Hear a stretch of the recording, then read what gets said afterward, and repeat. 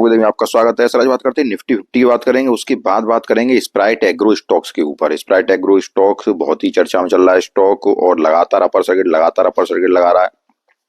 काफी व्यूअर पूछ रहे हैं कि सर इस स्टॉक में टारगेट कहाँ मिलेगा, तो क्या टारगेट मिलेगा वो पूछ रहे हैं। और तो सारी बातें चर्चा करेंगे। तो सबसे पहले देखते हैं स्प्राइट एग्रो, सबसे पहले देखते हैं निफ्टी 50। और निफ्टी 50 की अगर आज के दिन बात करें तो 24,198 अंकों पर निफ्टी 50 ने आज के दिन क्लोजिंग दी है। अब अगर निफ्टी की बात करें तो निफ्टी में गिरावट क्यों हुई, देखो दो कारण है उसके। दो कारण तो ये निकल के आ रहे हैं निफ्टी में जो गिरावट हो रही है। तो सबसे पहले तो फेड की मीटिंग चल रही है सर, ठीक है, फेड की मीटिंग का कारण है। उसके बाद अगर फेड की मीटिंग के बाद बात करें तो अगला जो कारण है वो आज डोनाल्ड ट्रंप जी ने कहा कि भारत के जो प्रोडक्ट या भारत में जो निर्यात होता है अमेरिका में, तो वहां पे वो टैक्स लगाएंगे, टैरिफ बढ़ाएंगे। तो जो वो टैक्स लगाएंगे तो क्या होगा कि इस वजह से आज के दिन मार्केट में टैक्स बढ़ाने की बात की उन्होंने। उन्होंने एक तरह से धमकी दी है कि हम टैक्स बढ़ाने की बात कर रहे हैं। तो जब वहां वो टैक्स बढ़ाएंगे, टैरिफ बढ़ाएंगे, तो यहाँ पर क्या होता है कि मार्केट में ये बात, इसमें इसमें मतलब मार्केट में ये बात थोड़ी नागवार हो रही। उस वजह से क्या हुआ कि मार्केट में सेलिंग प्रेशर बन गया। अब अगर सेलिंग प्रेशर की बात करें, जो सेलिंग प्रेशर तो कल से ही बनना है, फेड की मीटिंग की वजह से ही सेलिंग प्रेशर बनना है। उसमें एक बात इसने भी काम किया कि जो जो डोनाल्ड ट्रंप जी ने इसमें इसमें ये कह दिया कि हम अब भारत की वस्तुओं पर टैरिफ बढ़ाएंगे। तो इस वजह से इसमें इसने बात ने और आग में घी डालने का काम किया। अब कल भी हम लोगों ने बात की थी कि निफ्टी 50 की अगर बात की थी कि अब जो निफ्टी 50 का अगला सपोर्ट है वो 23,800 के लगभग है, ठीक है सर। अब क्या है कि निफ्टी 50 ने अपना कल ही सपोर्ट तोड़ दिया था। अब आज के दिन की बात करें तो आज के दिन भी निफ्टी अगर 24,000 के नीचे सपोर्ट को तोड़ती है, ठीक है सर, तो वो आपको 23,800 के पास ही दिखाई देगी। और मुझे नहीं लगता कि निफ्टी 23,800 से नीचे जानी चाहिए, क्योंकि 23,800 पे एक स्ट्रॉन्ग सपोर्ट है और 23,800 के पास ही इसमें बाउंस बैक आना चाहिए। अब जो बात करते हैं, आपको काफी इंतजार होगा जिस स्टॉक के लिए हम बात कर रहे हैं, स्प्राइट एग्रो स्टॉक्स की। तो अगर स्प्राइट एग्रो स्टॉक्स की बात करें तो मैं स्प्राइट एग्रो के टेक्निकल पे चर्चा करूंगा, ठीक है सर, कि इस स्टॉक कहां तक जा सकता है, कहां तक नहीं जा सकता है, उस बारे में बात करेंगे। और सबसे पहले टेक्निकल्स देखते हैं स्प्राइट एग्रो के, उसके बाद देखो फंडामेंटली अगर मैं स्टॉक्स की बात करूं, थोड़ा फंडामेंटल्स भी दिखाता हूं। अगर हम स्टॉक से टेक्निकल पे आए, थोड़ा सा अगर मैं आपको फंडामेंटल्स में दिखाऊं तो थोड़ा थोड़ा सबसे पहले मैं आपको शेयर होल्डर पैटर्न पे ले चलता हूं। देखो प्रमोटर की होल्डिंग 0% है, पब्लिक की होल्डिंग 100% है, ठीक है सर। पब्लिक की होल्डिंग स्टॉक्स में 100% है, और जो 100% स्टॉक में होल्डिंग्स है वो इन लोगों की होल्डिंग्स है, ये आप ध्यान रखिए। ये जो लोग हैं इनकी स्टॉक्स में होल्डिंग है।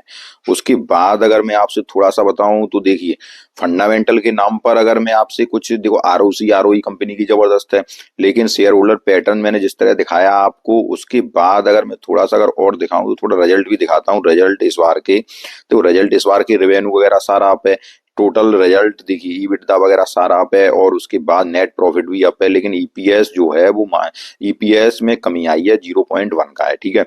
नेट प्रॉफिट बढ़ा है कंपनी का, और ईबिटदा बढ़ा है, इस बार के क्वार्टर में सारा कुछ बढ़ा है कंपनी का, ठीक है। उसके बाद थोड़े फाइनेंशियल पे अगर ध्यान दें तो फाइनेंशियल अगर देखें अगर आप, तो cash from operating activity minus के 21.6 की है। उसके बाद cash from investing activity annual minus की 4.7 की है, ठीक है sir. Net cash flow annual 0 है, ठीक है।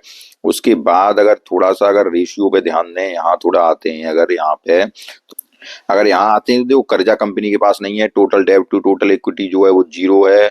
और उसके बाद करंट रेशियो एनुअल 11.6 का है, जो कि अप है। और आपका ये सारा कुछ, ये एक अच्छी बात है कि स्टॉक्स की डेब्ट टू इक्विटी जो है कर्जा स्टॉक के पास नहीं है, ठीक है, ये एक अच्छी बात है।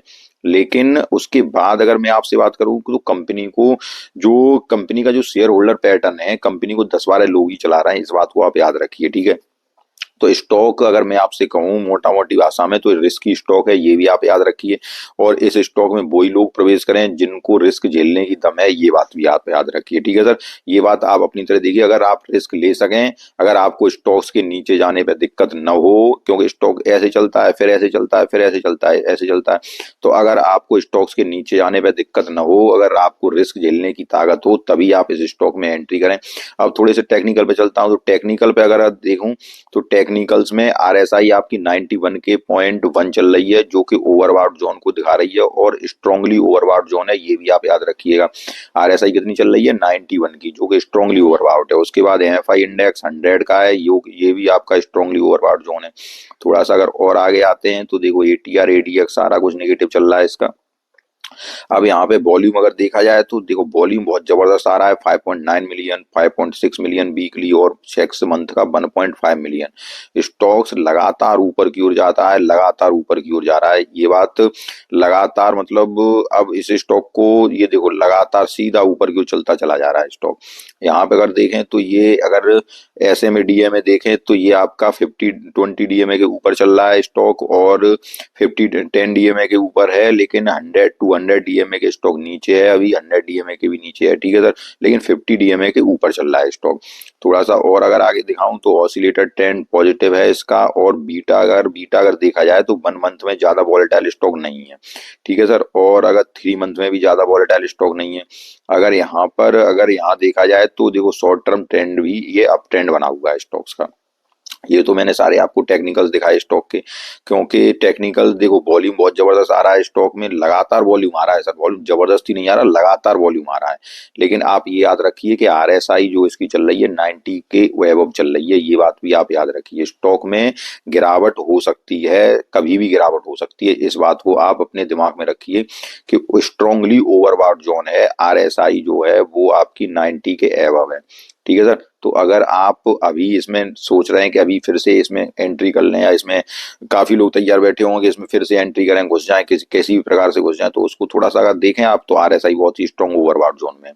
अब थोड़ा चार्ट पे चलते हैं, चार्ट पे देखते हैं, क्योंकि लोग पूछते हैं कि कहाँ तक इसका क्या प्राइस बन सकता है, कहाँ तक इसका टारगेट है, वो देखते हैं। अब हमारे स्टॉक्स के ऊपर अगर स्टॉक्स को देखा जाए तो देखो सबसे पहले मैं एक आपको जेन्युइन बात बताऊं कि स्टॉक का फंडामेंटल मुझे पसंद नहीं आता है, फंडामेंटली मजबूत है नहीं है, ठीक है सर। दूसरी बात अगर मैं आपको ये बताऊं कि अगर मैं होता इस स्टॉक में क्या करता। पहली बात मैं स्टॉक ऐसे लेता नहीं हूं, क्योंकि रिस्क देखो हर कोई हर तरह का आदमी होता है। अगर मैं आपसे ये कहूं कि आप किस प्रकार के हैं तो आप अपने आप डिसाइड कीजिए कि अगर आप रिस्क लेने की क्षमता रखते हैं तो आप इस स्टॉक में एंट्री करिए, अगर आप रिस्क लेने की क्षमता नहीं रखते हैं तो इस स्टॉक में एंट्री मत करिएगा। दूसरी बात आप ये देखिएगा कि अगर आप इस स्टॉक में अभी अगर 80%, 90%, 100% या 40% और इतने अगर इससे पॉजिटिव चल रहे हैं, ठीक है सर, पॉजिटिव चल रहे हैं तो थोड़ा बहुत प्रॉफिट इसमें बुक कर लीजिएगा, ठीक है। और उतने स्टॉक छोड़िए इस स्टॉक में, उतने ही स्टॉक छोड़िए जितने के आप रिस्क ले सकें, ठीक है, जिसमें कि आपको ऊपर जाने पर और नीचे जाने पर दिक्कत ना हो, ठीक है सर। अब ये आप कहें इस स्टॉक के टारगेट की, टारगेट क्या बनना है इस स्टॉक में। देखिए सर इसका कोई भी पैटर्न जो है वो कोई भी पैटर्न यहाँ पर ये क्लियर नहीं हो पा रहा है। अब यहाँ पे अगर देखिएगा आप थोड़ा सा दिखाऊं मैं आपको अगर, क्योंकि ये ऐसे स्टॉक्स होते हैं इनमें आप तो एक तो एसएल लेके चलना चाहिए इन स्टॉक्स में। ध्यान रखिए ये स्टॉक्स जो होते हैं रिस्की स्टॉक्स होते हैं, और रिस्की स्टॉक्स के साथ जो कि अपर सर्किट या लोअर सर्किट पर स्टॉक चलते हैं उनमें आपको एक स्टॉप लॉस लेके चलना पड़ेगा, ठीक है सर। एक एसएल लेके आप चलें, और एसएल के बाद उसके बाद आप ये बात याद रखिए कि इसमें उतने ही स्टॉक से एंट्री करें जितनी के स्टॉक्स के नीचे जाने पे आपकी दिल की धड़कन न बने, रात को आपको चैन से नींद आए, तो उतनी ही क्वांटिटी रखिएगा, ठीक है। अगर आप इसमें 100% पॉजिटिव में हैं, ठीक है, अगर आप 60% पॉजिटिव में हैं, अगर आप 80% पॉजिटिव में हैं, तो प्रॉफिट को थोड़ा सा बना लीजिए, ठीक है। और उतनी ही फिर उतना प्रॉफिट बना लीजिए, और उसके बाद उतनी ही क्वांटिटी रख दीजिए जितना कि प्रॉफिट की आपको मिला है। जैसे मान लो 80% प्रॉफिट मिला है, ठीक है सर, तो उतनी ही क्वांटिटी छोड़ दीजिए जो प्रॉफिट की क्वांटिटी जो आपने बाजार में दे दिया है, जो बाजार ने आपको दिया है उतनी क्वांटिटी उसमें रख दीजिए, कोई टेंशन ही नहीं है, ठीक है सर। अब तो आपको फिर बाद में दिक्कत नहीं होगी। और इस बात का आप याद रखिए कि रिस्की स्टॉक तो है ही, ये बात आप याद रखिएगा, ठीक है सर। और उसके बाद स्टॉक्स में अगर आपके कुछ टारगेट की मैं बात करूं तो टारगेट देखिएगा आप, अभी ये स्टॉक कहां पर है। अभी तो सर इसकी आरएसआई ओवरबॉट जोन में चल रही है, तो स्टॉक में गिरावट का खतरा भी है। टेक्निकल रूप से स्टॉक की आरएसआई 90 के अब चल रही है। अगर इसकी टारगेट की बात करूं, देखिए सर ऐसे स्टॉक्स में पहली बात तो कोई टारगेट ज्यादा निर्धारित हो नहीं पाता है, आप याद रखिएगा। ऐसे स्टॉक में आपको एसएल लेके चलना पड़ेगा, और अगर कई कई बार तो ऐसा होता है कि एसएल भी हिट, मतलब एसएल आप लेते हो तो वो आपका पूरा नहीं हो पाता है ऐसे स्टॉक में, आपको ये बात याद रखनी है, ठीक है। दूसरी बात अगर मैं आपसे कहूं कि तो अगर टारगेट की अगर थोड़ा सा अगर मैं निकालने का प्रयास किया मैंने, तो ये देखिए पहले इस स्टॉक ने यहाँ सपोर्ट लिया था, उसके बाद ऊपर गया था, तो ये स्टॉक यहाँ 17 रुपए 71 पैसे पे, ठीक है, 17 रुपए 71 पैसे पर। लेकिन एक बात आपको ये भी याद रखनी है कि 17 रुपए 71 पैसे पे स्टॉक क्योंकि 90 के ऊपर आरएसआई चल रही है, इस बात को आप याद रखना है। और मैं ये बात बता रहा हूँ आपको कि आरएसआई कितनी है 90 से ऊपर।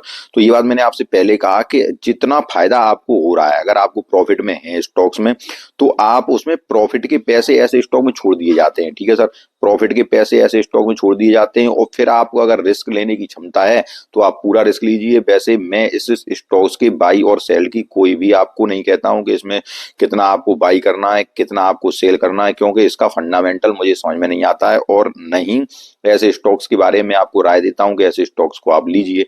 ठीक है सर, लेकिन तब भी कई लोग मैसेज करते हैं, पूछते हैं क्या टारगेट हो सकता है क्या हो सकता है। तो अगर आपको रिस्क झेलने की ताकत है तो आप देखिए, तो आपके लिए स्टॉक है। ठीक है सर, तो अगर आपके लिए स्टॉक है तो वहां बता रहा हूँ थोड़ा बहुत इसका अगर टारगेट निकालने का प्रयास किया मैंने, 17 रुपए 71 पैसे तक का आ सकता है। लेकिन याद रखिएगा पहले ये स्टॉक अगर यहाँ से गिरता है, ये स्टॉक क्योंकि स्ट्रांगली ओवरबॉट जोन में है, अगर स्टॉक गिरता है तो पहले भी आप देखिए 43 रुपए से स्टॉक गिरकर कहाँ पे आ गया था, 5 रुपए पे आ गया था। ये बात आप याद रखिए, कितना 43 रुपए से कितने रुपए पे आया था, 5 रुपए पे आया था स्टॉक। तो आपको ये बात भी अपने दिमाग में रखनी है। ठीक है सर, इसलिए मैंने आपको सारी बातें बताने की कोशिश की हैं कि कहाँ तक स्टॉक जा सकता है, लेकिन ऐसे स्टॉक्स में ना ही हम टारगेट ज्यादा निर्धारित कर पाते हैं और ना ही चार्ट पर कुछ ज्यादा समझ में आता है। जितना मैंने समझ में आया उतना मैंने आपको बताने की कोशिश की।